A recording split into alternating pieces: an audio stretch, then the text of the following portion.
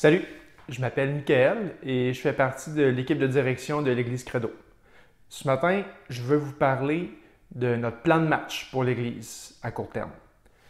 Et si vous n'avez pas encore écouté la vidéo de Tim qui parlait de notre vision, je vous invite à aller l'écouter.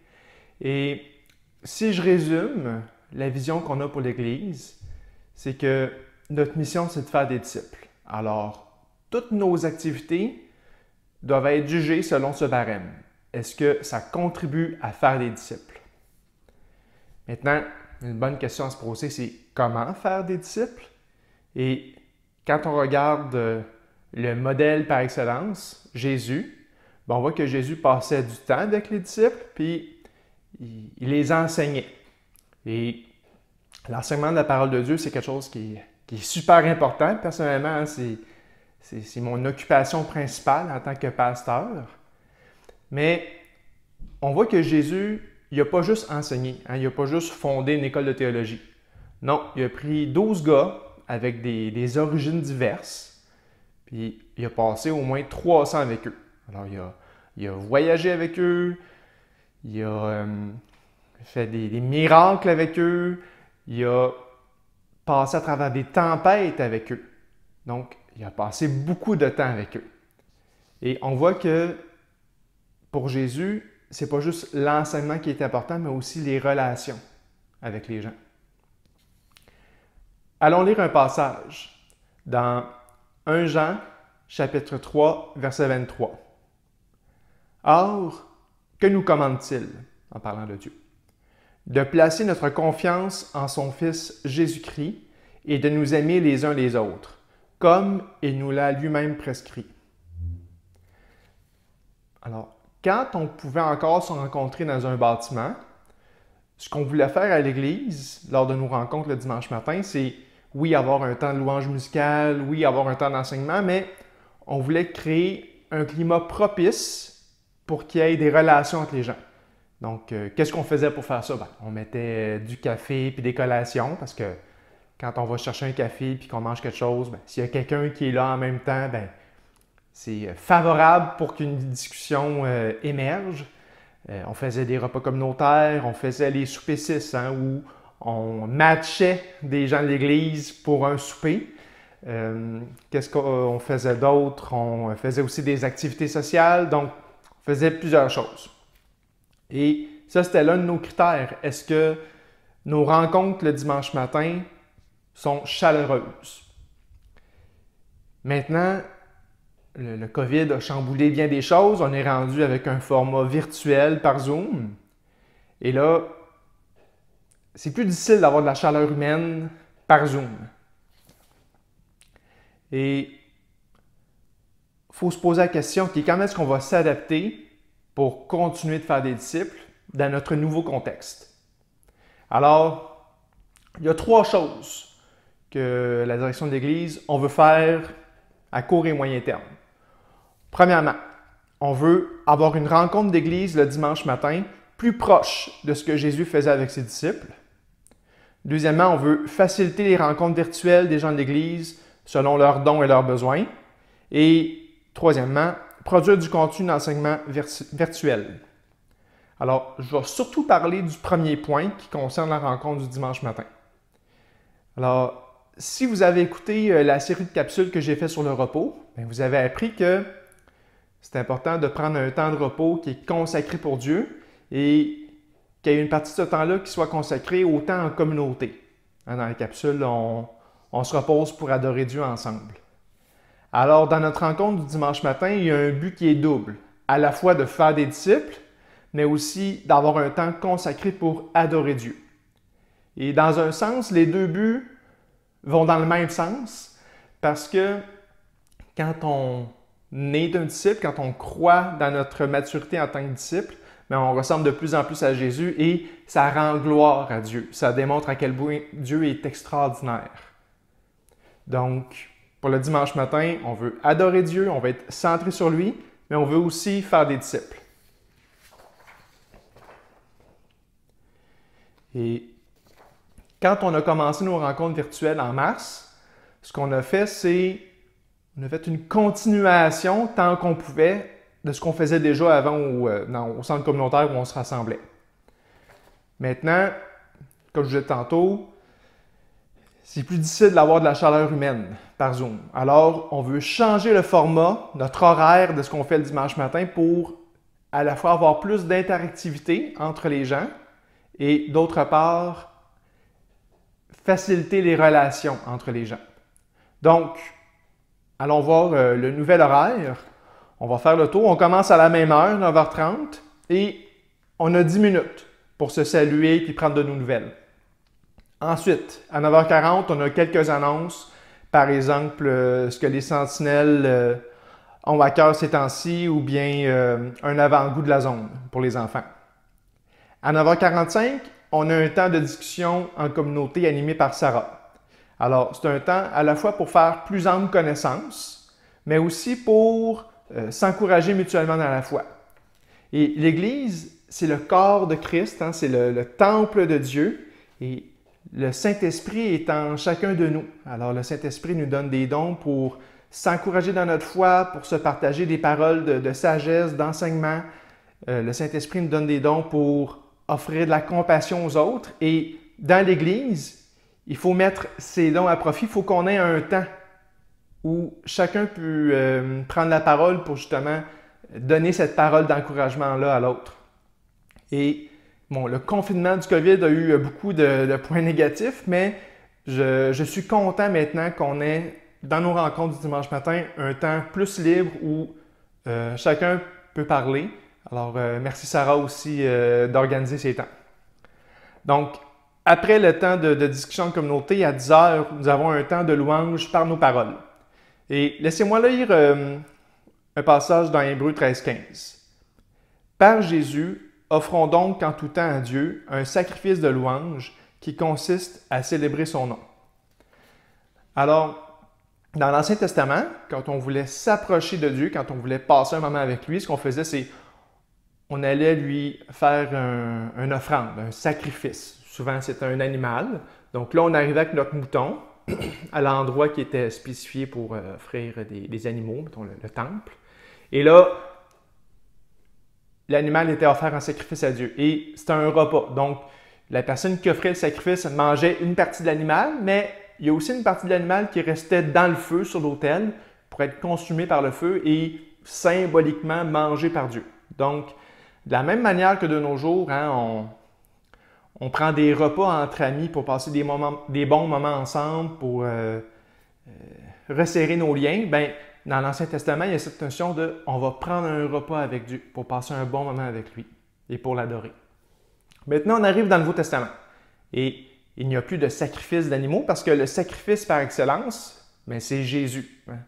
Un sacrifice une fois pour toutes. Mais l'auteur d'Hébreux ramène quand même cette notion d'un sacrifice de louange qui consiste à célébrer son nom. Donc, cette notion que oui, on peut passer un bon moment avec Dieu en lui faisant une offrande, en lui faisant ce sacrifice. Et là, c'est pas un animal qu'on tue, mais c'est bien une parole de notre bouche, donc une louange. Qu'est-ce qu'on apprécie de Dieu? Qu'est-ce qui nous inspire à propos de Dieu? Est-ce qu'on a un remerciement? Donc, le dimanche matin, un temps qui est centré sur Dieu, on veut avoir ce temps où tout le monde peut partager cette parole de louange envers Dieu. Donc, ce n'est pas un temps nécessairement pour partager des requêtes de prière ou pour demander des choses à Dieu. C'est vraiment plus un temps pour dire, OK, on va célébrer son nom, on va dire ce qu'on a à cœur pour louer Dieu. Et même ce qui serait super le fun de développer comme culture, c'est que durant la semaine, quand on prend nos temps personnels avec Dieu, bien, s'il y a quelque chose qui nous touche, s'il y a quelque chose qui crée dans notre cœur, bien, de se dire, OK, je vais noter ça quelque part dans mon téléphone ou sur un bout de papier. Et le dimanche matin, quand c'est le temps de se présenter en église devant Dieu pour le louer, bien, je vais pouvoir sortir mon petit bout de papier puis, OK, oui, il y a ça, il y a cette parole de louange que je veux offrir à Dieu. Et bon, je parle d'une parole de louange, ça peut être aussi, OK, si je lis quelque chose dans l'Écriture qui me touche, par exemple un psaume, mais ça peut être juste de lire le psaume. Mais on veut avoir ce temps dans notre rencontre du dimanche matin qui est à 100% centrée sur Dieu pour le louer. Ensuite, on va continuer dans l'horaire. Alors, après le temps de louange, on a un temps sur YouTube. Un temps sur YouTube où, à la fois, on a une vidéo musicale qui est organisée par Anissa et toute l'équipe. Encore une fois, merci beaucoup à tout le monde de participer là-dedans. Et on a la prédication. Et dans le format qu'on avait jusqu'à maintenant, quand on vous envoyait sur YouTube, là, la rencontre d'église était terminée. Ce qu'on va maintenant faire, c'est qu'on va vous envoyer sur YouTube, mais on vous demande de revenir sur Zoom. Donc, vous fermez votre caméra, votre micro sur Zoom, vous allez sur YouTube, mais après ça, quand l'écoute est terminée, quand vous avez fait un refill de café, vous vous êtes pris une autre tasse de café, vous revenez sur Zoom, vous rallumez votre caméra et votre micro. Et là, ce qu'on va faire sur Zoom dans cette deuxième partie, c'est une partie plus intime. Alors, au lieu d'être tout le monde ensemble, on va fonctionner plus par regroupement de gens. Alors, dans ce regroupement de gens, qu'on va appeler petit groupe pour le dimanche matin, alors ce qu'on va faire une discussion sur la prédication. Alors, ça va être bien important de prêter attention à ce qui est dit sur la prédication sur YouTube parce qu'après ça, on va en discuter en petits groupes. Et il va y avoir un animateur pour un petit peu diriger les questions, mais le but, ce n'est pas nécessairement de refaire une étude biblique, c'est plus de réfléchir puis de discuter ensemble à propos de ce qu'on a appris puis comment ça s'applique dans notre vie. Ensuite, après le temps de discussion, il va y avoir un temps plus personnel où là, c'est le temps de faire des requêtes de prière ou des remerciements qui sont peut-être plus intimes, qu'on ne veut pas nécessairement que tout le monde dans l'Assemblée connaisse. Et ensuite, à 11h15, on a un temps de prière. Et la fin prévue du temps d'église, c'est 11h30. Et je veux partager quelques commentaires par rapport à ce temps en regroupement plus petit. Un avantage d'être en plus petit nombre, c'est de pouvoir être flexible. Donc, je vous donne l'exemple que, il y a un temps de discussion sur la prédication, des requêtes de prière, puis de la prière. Mais peut-être que dans un regroupement de gens, les gens ils vont vraiment être très allumés par les questions de réflexion et ils vont en parler pendant longtemps et qu'à la fin, il va y avoir un temps de prière. Peut-être que dans un autre groupe, là, il y a quelqu'un dans la semaine là, qui a vécu un événement difficile, puis elle a besoin d'en parler, elle a besoin de ventiler ça, puis après ça, des frères et sœurs, ils vont pouvoir prier pour elle. Donc, il va y avoir moins de temps d'allouer pour le temps de discussion par rapport à la prédication, mais plus de temps par rapport à la partie personnelle et à la partie prière. Donc, tout dépendamment du besoin spirituel de chaque groupe, le temps va être dépensé de manière différente. Et même à la toute fin, mettons à l'heure prévue de 11h30, on ne revient pas en grand groupe. Donc, une fois que vous êtes dans votre petit groupe, vous restez là jusqu'à la fin. Et si jamais il y a des gens qui ressentent le besoin de continuer de jaser, de continuer de prier, regardez, la réunion va être ouverte, ça va être accessible, vous allez pouvoir continuer de le faire. Alors, il n'y a pas nécessairement un échéancier on regarde tout le temps notre monde pour dire, OK, c'est quoi la prochaine étape? On y va plus à notre rythme. Et un autre avantage de fonctionner en plus petit nombre, c'est, tantôt je vous parlais des relations qui avaient l'air d'être très importantes pour Jésus dans la manière de faire des disciples. On veut justement avoir un contexte, un climat qui est favorable pour l'établissement de relations entre les gens. Donc, en étant un plus petit nombre, là, on croit bien que c'est plus propice pour établir des relations. Puis même, tantôt, je vous parlais de faire des requêtes de prière. Donc, pour faire des requêtes de prière plus personnelles, si on est avec toute l'Église, si on est une vingtaine de foyers ce matin-là, ça fait de 20 à 40 personnes, c'est un peu gênant. Mais si on est en plus petit nombre, là, c'est un petit peu gênant, moins gênant, c'est plus intime. Alors, c'est cette ambiance plus intime qu'on veut aussi développer dans cette deuxième partie. Et pour que cette intimité-là puisse se développer au fil des semaines, au fil des mois, il faut garder ces regroupements stables.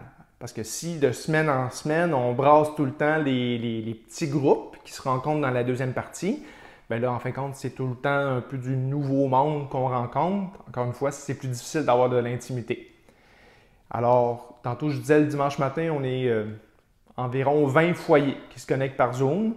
Donc, au début, on viserait d'avoir 3 groupes de 6 ou 7 foyers. Et on vise que ce soit stable dans le temps. Donc, ça serait les mêmes 6 ou 7 foyers, mettons, jusqu'à Noël. Puis après ça, on verra. Alors, vous allez me dire, ben,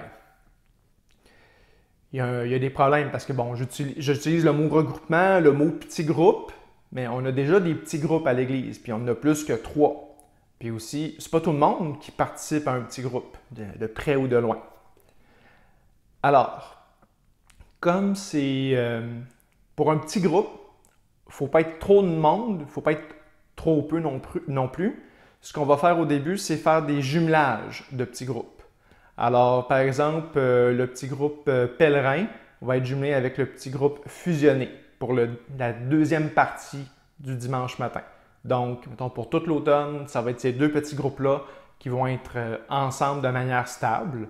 Donc oui, ce sont de nouveaux gens à connaître un peu plus, mais comme je disais tantôt, ce n'est pas des groupes qui vont être brassés à chaque semaine. Ça va rester stable.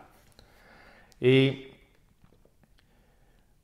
l'autre chose, c'est, bon, je comprends que ce n'est pas tout le monde dans le passé qui est intéressé à participer dans un petit groupe, peu importe la raison. Et dans les petits groupes, dans cette deuxième partie-là du dimanche matin, il n'y a pas juste la notion de « OK, on est 20, on se sépare en 3 ». Il y a aussi la notion de s'aimer les uns les autres, de prendre soin des gens qui sont dans l'Église. Et au lieu de dire on va forcer, si je peux caricaturer, tout le monde à faire partie d'un petit groupe, je vais le dire d'une autre manière que j'aime plus. On aimerait que tous les gens dans l'Église soient adoptés par un petit groupe. Donc, même si dans le passé, vous n'avez jamais levé la main pour dire « Ah oui, moi je veux participer dans un petit groupe », ben moi en tant que pasteur, en tant que personne qui aura un jour à rendre des comptes au Seigneur de votre âme, ben moi j'aimerais ça que chaque personne dans l'Église, ben qu'il y ait un petit groupe qui ait adopté cette personne-là, qui l'a à cœur, qui dit « Oui, on va prier pour cette personne-là, on va l'appeler de temps en temps pour dire « OK, comment ça va? » Prendre des nouvelles. Donc, c'est une autre manière de resserrer les liens entre nous. Puis ça dépasse juste le cadre du dimanche matin, là. Donc, les gens qui sont dans notre petit groupe, ce sont des gens qu'on a à cœur. Ce sont des gens qu'on veut prendre la décision de les aimer, d'être intentionnel là-dedans. Cette semaine, il y a un dirigeant de l'Église qui va vous contacter et qui va discuter avec vous de dans quel petit groupe on vous voyait pour le dimanche matin. Et ça se veut une discussion. Donc, la personne qui va vous parler, elle va vous dire « OK, on te voyait dans tel petit groupe, mais si jamais vous dites « Eh non, moi j'aimerais vraiment tel autre petit groupe pour telle et telle raison », ben c'est quelque chose qui peut être discuté. C'est ça, on ne veut pas que de semaine en semaine, je reviens avec cette même idée-là, on veut de la stabilité. Donc, on ne veut pas que les gens changent de petit groupe de semaine en semaine selon le désir du moment.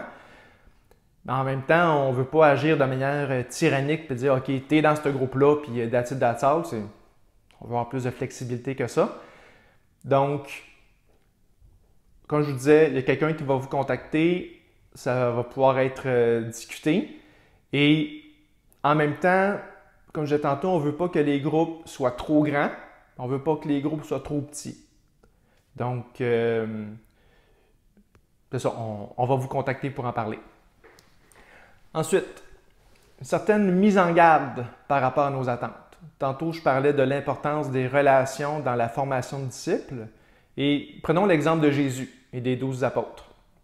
Et Jésus passe beaucoup de temps avec Pierre, Jean et Jacques.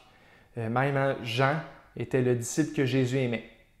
Mais Barthélemy était aussi l'un des apôtres, mais Barthélemy n'a pas la même relation avec Jésus que Jean a avec Jésus. Et c'est correct, c'est normal. Donc, une autre manière de le dire, c'est dans notre petit groupe, il y a des gens avec qui on va avoir une affinité naturelle, que le courant va passer, ça va être facile de devenir son ami. Il y a d'autres gens que il y a plus d'obstacles, c'est plus difficile. Mais c'est normal puis c'est correct. Il ne faut pas avoir l'attente que tous les gens dans notre petit groupe, là, on va être vraiment cœur à cœur avec tout le monde. Ça n'a pas arrivé avec Jésus. Donc, je ne me mettrai pas trop de pression que ça arrive dans chacun des groupes de l'Église. Et j'aimerais vous encourager à participer dans ce nouveau format de rencontre le dimanche matin et de ne pas seulement écouter les prédications sur YouTube. Et je sais que ça nous sort de notre zone de confort de se faire imposer des relations avec les autres.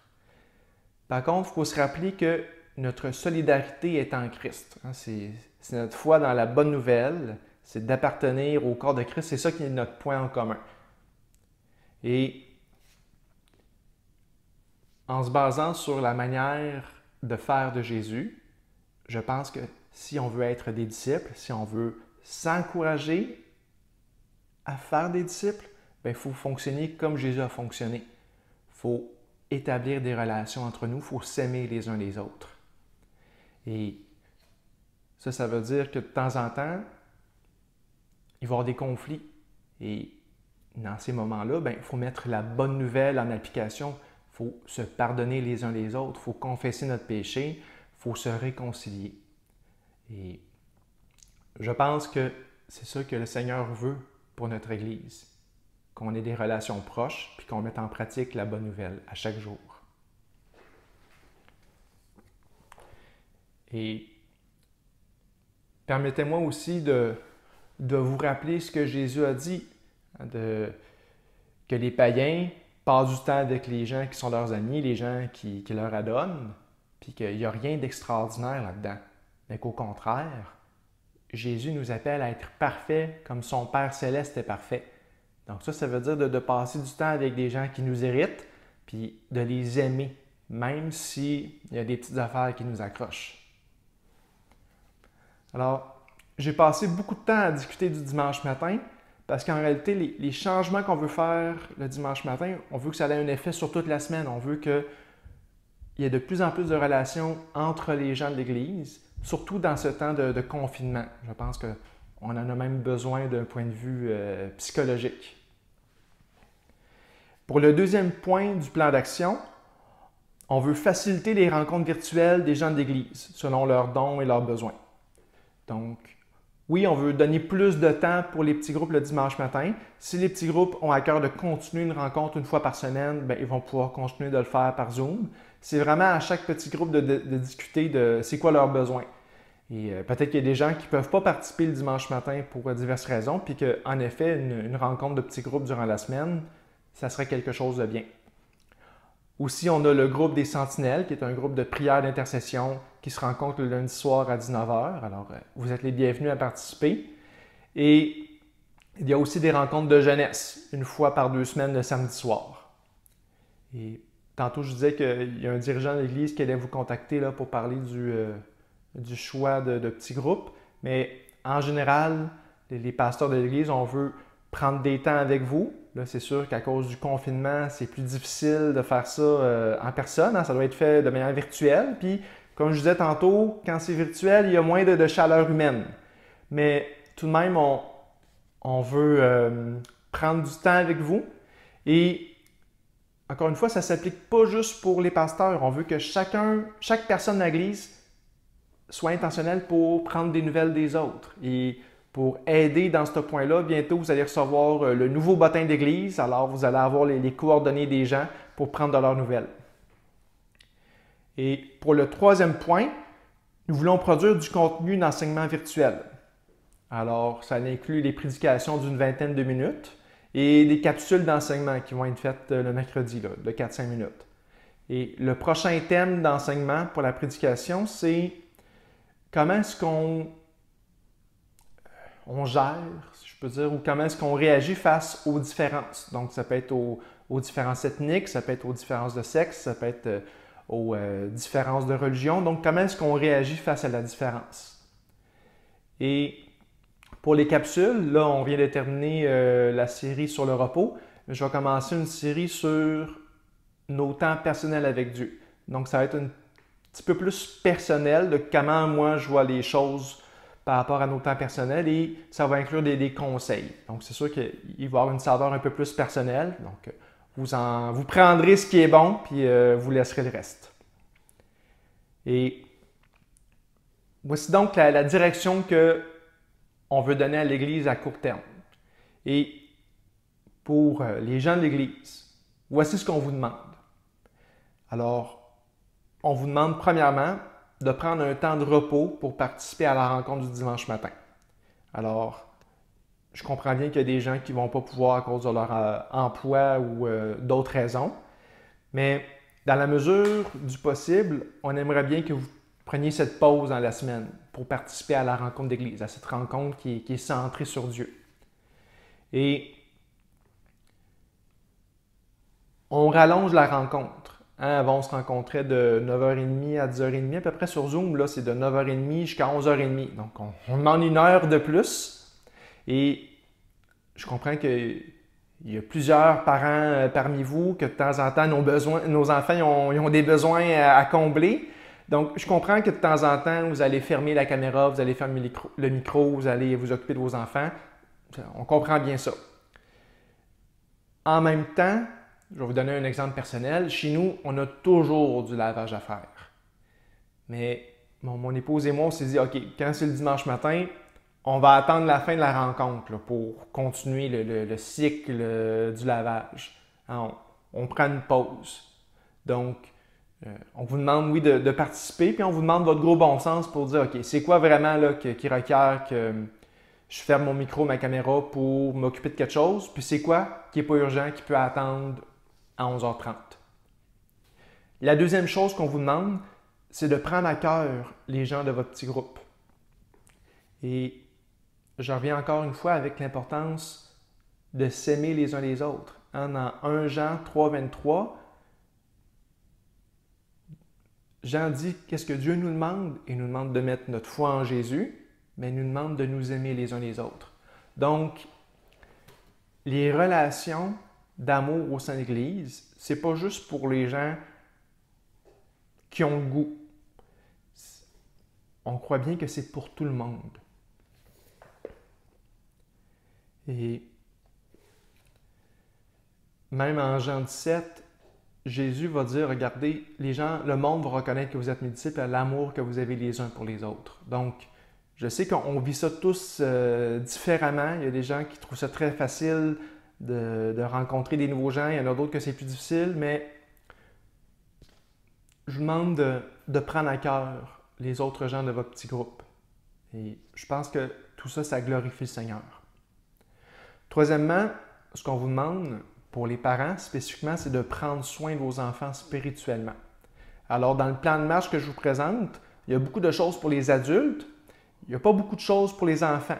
Et pour l'instant, la direction de l'Église, on veut faire des changements pour la rencontre du dimanche matin et on veut mettre notre temps et notre énergie là-dessus pour l'instant. Donc, on n'a pas rien monté de plus pour les enfants.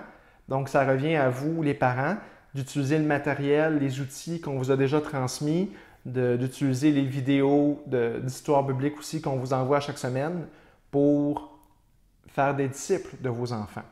Alors, pour cet automne, c'est votre responsabilité. Alors, ça conclut la présentation du plan de match.